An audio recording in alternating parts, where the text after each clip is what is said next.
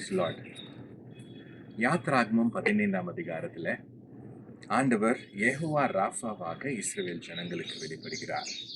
14ஆம் அதிகாரத்துல நீங்க பார்க்கும்போது அவங்க செங்கடலை தாண்டி வராங்க.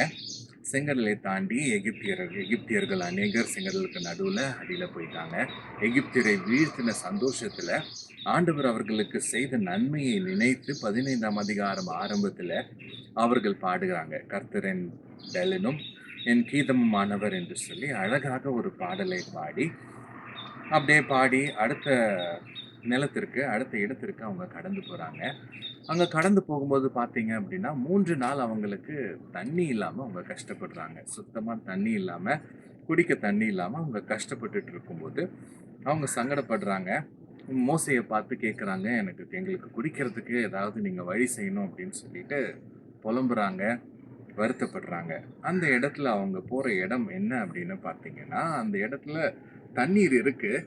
ஆனா தண்ணி ரொம்ப கசப்பா இருக்கு. குடிக்கக்கூடியதா இல்லை, குடிக்க முடியாத அளவுக்கு கசப்பான தண்ணீர் அண்டை அவங்க போய் சேர்றாங்க. அதனால அதுக்கு பேர் மாறா அப்படின்னு வைக்கிறாங்க. அந்த மாறா தண்ணீர் குடிக்க முடியணும் அப்படின்னா அந்த தண்ணீரை மாற்றணும்.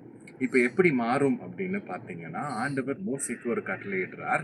25ஆம் அதிகாரம், அதாவது யாத்திராகமம் 15ஆம் அதிகாரம் 25வது வசனம். மோசே கர்த்தரை நோக்கி கூப்பிட்டான். அப்பொழுது கர்த்தர் மோசேக்கு ஒரு மரத்தை காண்பித்தார். அதை அவன் தண்ணீரிலே போட்ட உடனே அது மதுரமான தண்ணீர் ஆயிற்று. எப்படி ஆயிடுச்சு? அந்த மாறாவின் நீர், கசப்பான நீர் மதுரமான தண்ணீராய் மாறிவிட்டது. இப்போ அந்த தண்ணீரை இஸ்ரவேல் ஜனங்கள் குடிக்க முடிந்தது. உங்க வாழ்க்கையும் என் வாழ்க்கையும் ஒருவேளை சில விஷயங்கள்னால கசப்பாக நிறைந்திருக்கலாம்.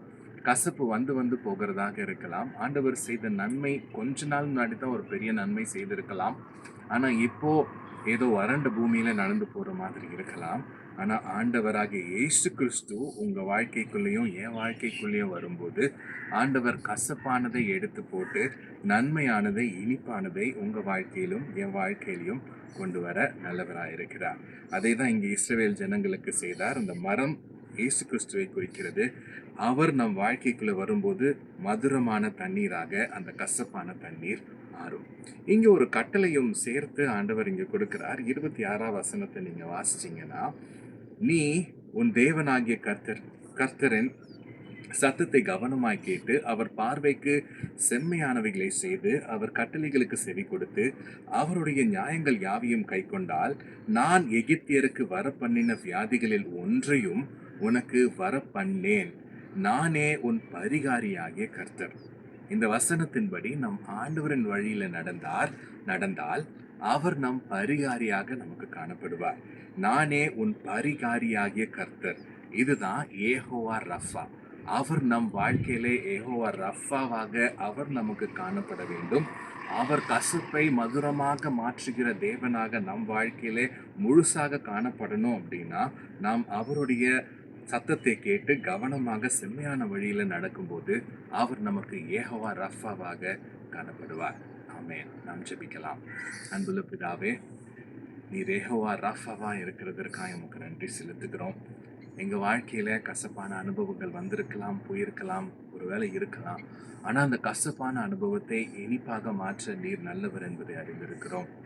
நீர் ஆண்டவரே, இந்த வசனங்களை நாங்கள் வாசித்த மாதிரி இஸ்ரவேல் ஜனங்களுக்கு எப்படி நீர் மாறாவின் நீரை மதுரமாய் மாற்றியோ, எங்கள் வாழ்க்கையிலையும் மாறாவின் கசப்புகள் எல்லாம் எடுத்து போடுங்க, மதுரமாக மாற்றுங்க. நாங்கள் உங்கள் வழியில் தொடர்ந்து நடக்க உதவி செய்யுங்க. நீங்கள் எங்கள் வாழ்க்கையில் யெகோவா ரஃபாவாக காணப்படுங்க. இயேசுவின் நாமத்தில் பிதாவே, ஆமென்.